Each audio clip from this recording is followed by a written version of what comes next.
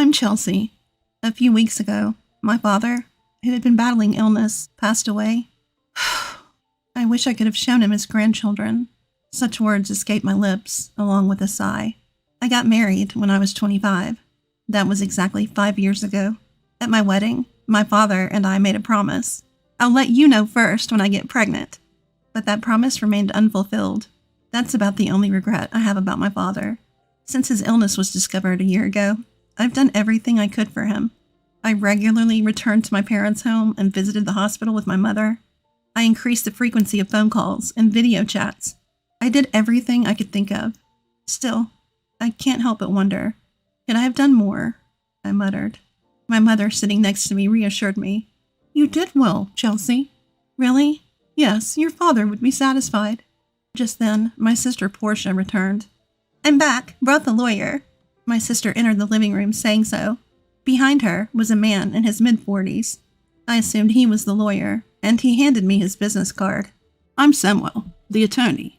Thank you for coming. Please have a seat. Excuse me then. My mother guided the lawyer Samuel to his seat. As soon as he sat down, my sister blurted out, I heard from this lawyer that Dad left quite an inheritance. It's not all for you, Portia. I know that. My sister, now in a bad mood, glared at me. I glared back. My sister and I don't get along. We used to be okay, but things turned sour when we found out about Dad's illness. One reason was my sister's arrogant attitude. No matter how many times I reached out, she never visited our father. Of course, I may have said it wrong. I might have been a bit harsh because I was worried about him, but her reaction was also a problem. You're not a child. You don't have to be so stubborn. When I said that, my sister retorted, I'm not being stubborn. I live in the city. It's not easy to come. It's the countryside. But you can get here in 2 hours by car. Those 2 hours are tough. It costs money. It's money that's important to you? Of course it is. I'm busy, so stop contacting me. And with that, she finally stopped talking. Even if she lives far away, she could visit once in a while. I always thought so. That's why our relationship deteriorated so quickly. In the end, my sister never visited our father, so our relationship remained strained. Sensing the tension, the lawyer intervened. Let's calm down, please. Okay, I'm sorry. I apologized, and the lawyer nodded before continuing. As I mentioned on the phone, I have your husband's will. When did this happen? My mother murmured. A few weeks before he passed away, he contacted me. So you went to the hospital? Yes. I had him write the will in front of me, with his primary physician present.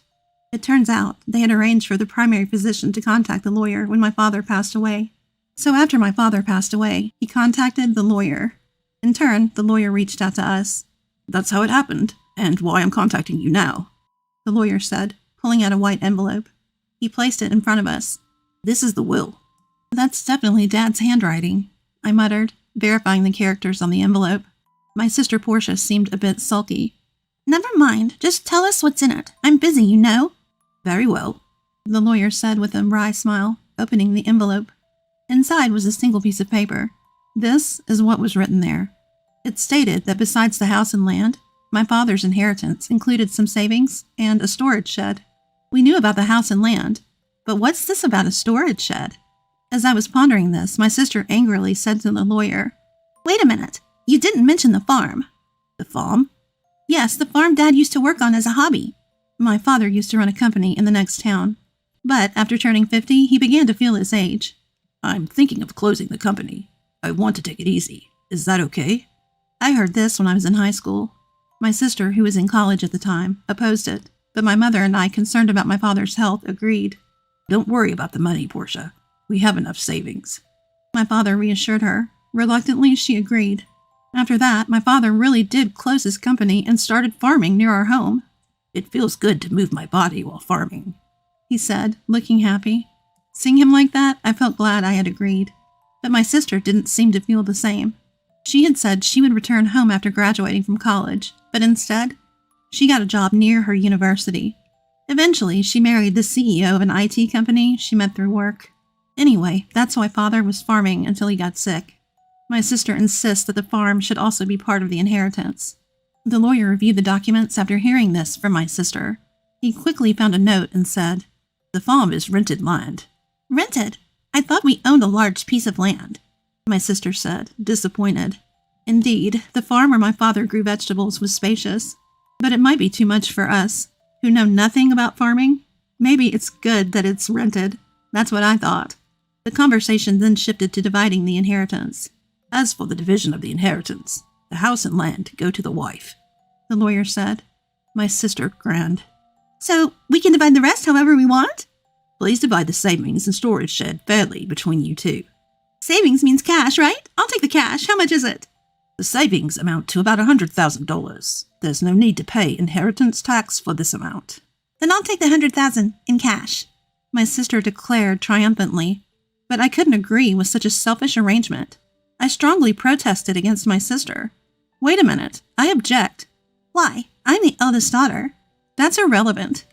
You can have the storage shed, what even that is. What even is that, anyway? My sister turned back to the lawyer. Flipping through the documents, the lawyer answered, It's the storage shed next to the farm. You'll inherit the building, the land, and its contents. With land? My sister's eyes lit up. Even though she's married to the CEO of an IT company, does she still want more money? As I was wondering this, the lawyer told my sister the following. The land comes with it, but it's about 65 square feet, roughly the size of a small bedroom. A small bedroom? Yes, here are the photos. The lawyer placed photos of the shed on the table. Pictures of both the interior and exterior were displayed. The exterior clearly looked like a rundown shack. The inside contained only basic tools like hose, scissors, and shovels. Nothing that seemed valuable. I don't want it. My sister grimaced. I peeked at the photos too. It was all very ordinary. These are sentimental items, but they won't bring in money. As I was thinking this, my sister spoke. Fine, I'll take the cash. You can have that dirty shed. Hold on, that's not fair. You agreed to the vegetable farming. What are you complaining about now? It was hard to argue when she put it that way. Still, if I didn't say something, she'd take all of Dad's inheritance. So we're good then? My sister pressed me. As I struggled to answer, my mother chimed in. As long as Portia won't complain later, I have no objections. There's no way I would. Then Portia gets the cash and Chelsea gets the shed. Okay, it's settled then. My sister grinned. Feeling uneasy, I immediately objected. Well, I'm not satisfied. Oh, give it up. But you're so greedy, aren't you? That's not it. You're such a hassle. You care more about Dad than money, right? My sister's words left me speechless. Of course, family is more important than money. Money is important, but it's not something to compare with family. While I was thinking this, my sister quickly ended the conversation. In the end, my mother got the house and land. My sister got Dad's savings. All that was left for me was the dirty shed. After that, my sister signed a document promising not to complain about the inheritance division. She left, laughing loudly. I was full of complaints. I couldn't help but vent to my mother. Mom, why didn't you help me? I did help you. How? You just sided with Portia. That's not true. I made sure you got the shed. Huh? I'm not happy about getting that shed. You might find something surprisingly good if you look closely, my mother said with a smile. I could only puff out my cheeks in response. The next day, I took the key from the lawyer and headed to the shed near the field. It was a 10-minute walk from home, a rural road where no one else passed by. I finally reached the field my father had rented. For the past year, he had been hospitalized, so the field was empty. I opened the shed with the key. Wow, it's dusty. The shed was quite dusty, probably because no one had cleaned it. Still, there might be something sentimental from Dad. Thinking this, I looked around the shed. Nothing special here. It was just a dirty shed after all. All I found were tools Dad had used for farming. They could be considered sentimental, but they weren't anything special. Maybe I should just take what's inside for now, I mumbled, looking around the shed. That's when I noticed something. Huh. It looked smaller than from the outside. Maybe it was the dim light, but the inside of the shed felt a bit cramped. Is it just my imagination? Thinking this way, I stepped outside the shed, but something still felt off. After pondering for a bit, I decided to walk around to the back of the shed. The backside was adjacent to a thicket of various trees. To my surprise, there was another door there. Wait, another entrance at the back? I gasped. When I looked from inside the shed, there was only a wall. meaning the only entrance was the door I had used. Yet from the back, there was a door. What's going on? I thought about it. A door on the back should be visible from inside too, but it wasn't.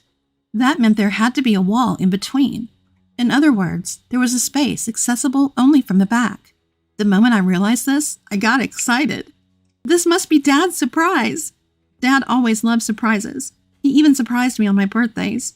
Memories flooded back, and I found myself tearing up. I quickly returned inside the shed and began searching for the back door key. If it was Dad, he would have hidden it somewhere in the shed. With that gut feeling, I rummaged through the shed. After a while, I found 2 keys hidden in the handle of a shovel. I went around to the back and tried one of the keys in the door. With a click, the door opened. What could be in here? The space inside was indeed cramped, only about 3 feet wide. A large safe stood alone in the space. Is this from Dad's company? I recognized the safe. It was the same one I saw in the corner of his office when I was a child. Nostalgic. I hugged the safe. This was a true memory of my father. I felt fulfilled. This alone made the inheritance worthwhile. But knowing Dad, this couldn't be the end. There's got to be more surprises. I muttered and inserted the second key into the safe. With a slightly rusty sound, the safe opened. What? No way. The moment I saw the contents, I was stunned. Inside was an unexpected inheritance. What should I do? Oh, I have to tell Mom. I locked the safe and rushed to my mother. After explaining the situation to her, I called my husband, and with his help, we moved the safe from my parents' house. Then it hit me. The contents of the safe were undoubtedly Dad's. However, if it's part of my inheritance, including the shed, I might have to pay inheritance tax. Better get this checked out thoroughly. The contents of the safe were clearly valuable. I decided to consult the lawyer. Inheritance tax? For that you should. According to the lawyer, it's better to consult a certified public accountant. So I got a referral to an accountant from a friend. I left all the complicated matters to that accountant. Half a year passed in this way.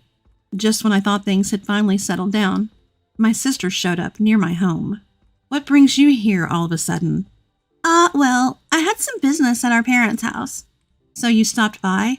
Yeah, something like that. My sister's behavior was strange. It's funny, no matter how you look at it. Even if my home is close to our parents', it's still a 20-minute drive. We're not the kind of sisters who would casually visit, especially after the tension over Dad's inheritance. It's not a relationship that comes to play carelessly. I couldn't shake off my suspicion as I looked at her.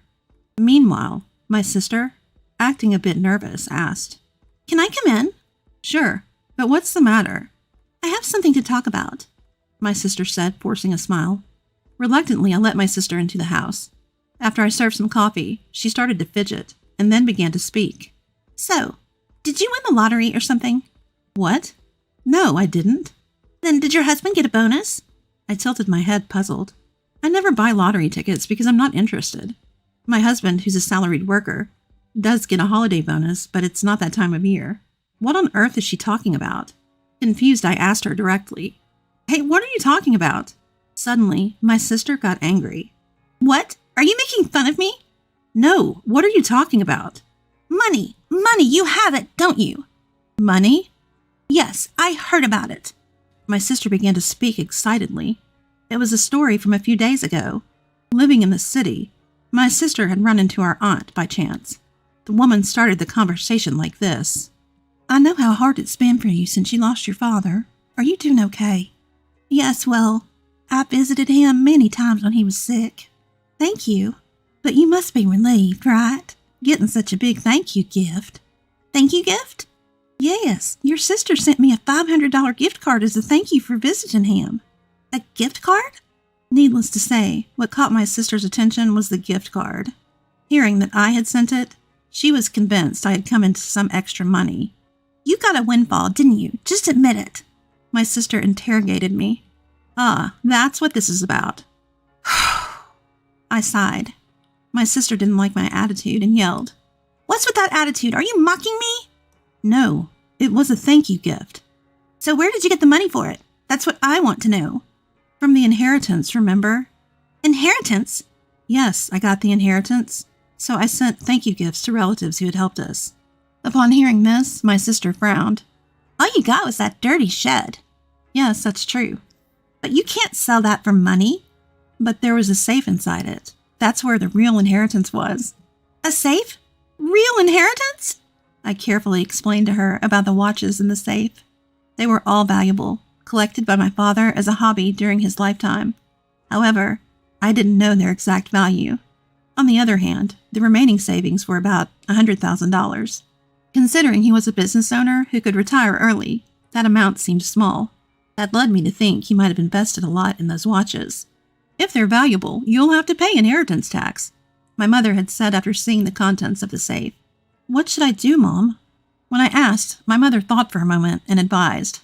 Things like this always come out. You should declare it properly. How? Well, let's ask that lawyer we spoke to recently. So I consulted the lawyer again. I was told that if you inherit valuables, the inheritance tax is determined by their value at that time. I was also told that a certified public accountant could handle it for me, so I left it to the accountant. As a result, it was found the watches alone were worth at least $500,000. With watches this valuable, you'll have to pay inheritance tax. How should I pay it? How about keeping the ones you're emotionally attached to and selling the rest? Certainly, it doesn't make sense to me, who doesn't know the value, to hold on to such expensive watches. I'd rather someone who understands their worth have them. With that thought, I sold some of the watches. I used the money from the sale to pay the inheritance tax and sent thank you gifts to the relatives who had helped us. Those thank you gifts were the gift cards my sister was talking about. By the way, what I kept were items like the pocket watch my father often wore. I showed my sister the pocket watch as I told her this story. This one isn't expensive, but it holds the most memories for me. However, my sister frowned upon hearing my story. What? You don't have any left? No, there are still some in the safe. Where's the safe? It's at Mom's. The safe is too big for this house. It's the one Dad used at his company. My sister looked away, seeming deep in thought. I felt uneasy seeing her like this. But right after that, she stood up and said, I'm leaving, now that I know where the money came from, and left. Considering how money-minded my sister is, I thought she might demand some of the money from the watch sales. I was relieved she left without making a fuss. However, in my relief, I forgot the unease I had felt earlier. My sister isn't that understanding. I had forgotten that. I was reminded of this late that night, when I got a call from my mother. Chelsea, it's urgent. Come over right away. What happened, Mom? It's just really bad. My mother was frantic and unclear. My husband and I rushed to my mother's house. As we approached, we noticed something strange. The area around my parents' house was lit up in red. What's going on? The reason became clear as we got closer. Several police cars were parked outside my parents' house.